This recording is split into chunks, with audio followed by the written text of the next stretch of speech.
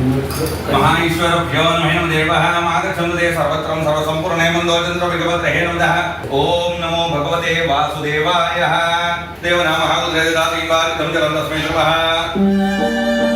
15 വർഷം കൂടെ ഉണ്ടായിരുന്ന അരുമയായിരുന്നു ഹ്യൂഗോ. ഇന്നവൻ ഇല്ല. ആലുവ കടുങ്ങല്ലൂർ സ്വദേശിയായ നരേന്ദ്രനെയും ഭാര്യ ശാലിനിയെയും മകൾ നിവേദിതയെയും അത്രമേൽ ആഴത്തിൽ ഉലച്ചാണ് ഹ്യൂഗോയുടെ വിയോഗം. ഞങ്ങൾ ഹ്യൂഗോനെ മേടിച്ചത് 2010-ലായിരുന്നു.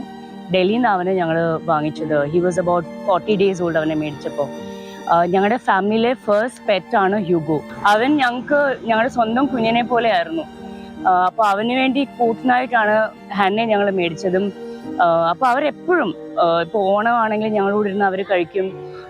എന്ത് സെലിബ്രേഷൻ ഉണ്ടെങ്കിലും അവർ ഞങ്ങളുടെ ഒരു സെലിബ്രേഷൻ്റെ പാർട്ടായിരിക്കും. ഞങ്ങളോട് ആരെങ്കിലും ചോദിക്കുകയാണെങ്കിൽ തന്നെ ഞങ്ങൾ എപ്പോഴും പറയും 3 കുട്ടികളുണ്ടെന്നാണ് എപ്പോഴും പറയുക. സോ ഹി വാസ് ലൈക്ക് ആ ചൈൽഡ്. അവന് എൻ്റെ അച്ഛനുമായിട്ട് ഭയങ്കര ക്ലോസ് ആയിരുന്നു. അച്ഛൻ 2011 ഹി പാസ്ഡ് അവേ. അപ്പോൾ എനിക്ക് എന്നും മനസ്സിലുണ്ടായിരുന്നു അച്ഛനെ അടക്കിയെടുത്ത് തന്നെ ഹ്യൂഗോയെ അടക്കണം എന്ന്.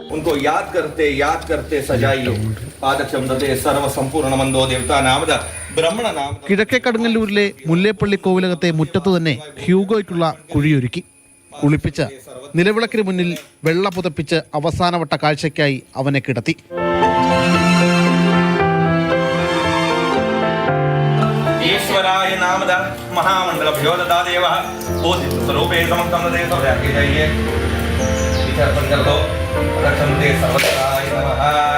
നമ്മുടെ റിച്വൽസ് അനുസരിച്ച് ഒരു ഹ്യൂമൻ ബീയിങ്ങിന് അല്ലെങ്കിൽ നമ്മുടെ ഒരു ഫാമിലി മെമ്പറിനെ എങ്ങനെ ലാസ്റ്റ് റൈറ്റ്സ് ചെയ്യോ അതുപോലെ തന്നെയാണ് നമ്മൾ അവനും എല്ലാം ചെയ്തു. ഒരു കുറവും വരുത്തിയില്ല. ഈ ഓണത്തിന് ഞങ്ങൾ അവർക്ക് ഓണക്കോടി എടുത്തിരുന്നു. അപ്പോൾ അവനെ ഓണക്കോടി ഇടിച്ചാണ് ഞങ്ങളെ യാത്രയാക്കിയത്.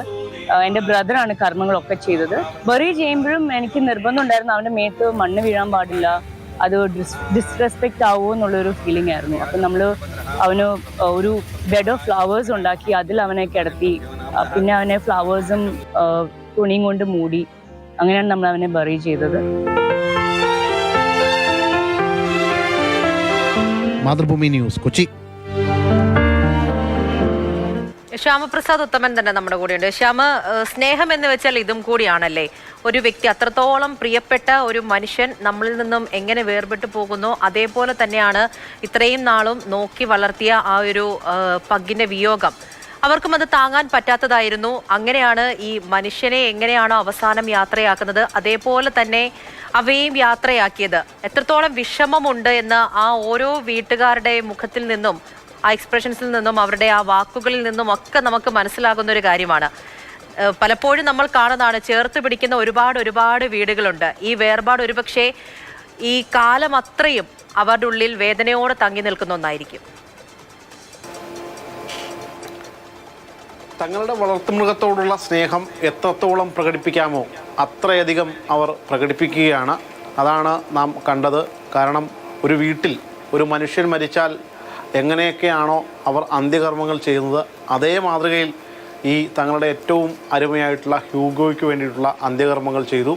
ആ അന്ത്യകർമ്മങ്ങൾ ചെയ്തത് ശാലിനിയുടെയും നരേന്ദ്രൻ്റെയും വീട്ടുവളപ്പിൽ തന്നെയാണ് ആ കാര്യങ്ങളൊക്കെ ഒരുക്കിയത്. ശാലിനിയുടെ ആ സഹോദരനാണ് ആ കർമ്മങ്ങളും മറ്റുമൊക്കെ ചെയ്തതിനു വേണ്ടി പ്രത്യേകമായിട്ട് ആ കർമ്മിയെയുമൊക്കെ കൊണ്ടുവന്നു. അത്രയേറെ അവർക്ക് അടുപ്പമുണ്ടായിരുന്നു ഹ്യൂഗോ എന്ന ആ നായയോട്. ഹ്യൂഗോ മാത്രമല്ല, ഹ്യൂഗോയ്ക്ക് കൂട്ടായിട്ട് പിന്നീട് ഹെന വന്നു, പിന്നീടൊരു പൂച്ചക്കുട്ടി കൂടി വരുന്നു. പക്ഷേ ഇതിനിടയിൽ അവിചാരിതമായി ഹ്യൂഗോ മരണപ്പെടുകയാണ്. എന്നാൽ ആ ഹ്യൂഗോയുടെ ആ വിയോഗം ആ കുടുംബത്തെ വല്ലാണ്ട് വേദനിപ്പിച്ചു. അവർ നിറകണ്ണുകളോടുകൂടിയാണ് ആ ഹ്യൂഗോയ്ക്ക് അന്ത്യയാത്ര നൽകിയത്. അവസാന വട്ടമായിട്ട് കുളിപ്പിച്ച് ആ വീടിന് മുന്നിൽ കിടത്തി അവർ എല്ലാവരും പുഷ്പങ്ങളൊക്കെ അർപ്പിച്ച്, അങ്ങനെ ആ മരണാനന്തര ചടങ്ങിൽ പോലും അവർക്ക് എത്രത്തോളം സ്നേഹം പ്രകടിപ്പിക്കാമോ അത്രയധികം സ്നേഹം പ്രകടിപ്പിക്കുന്നു.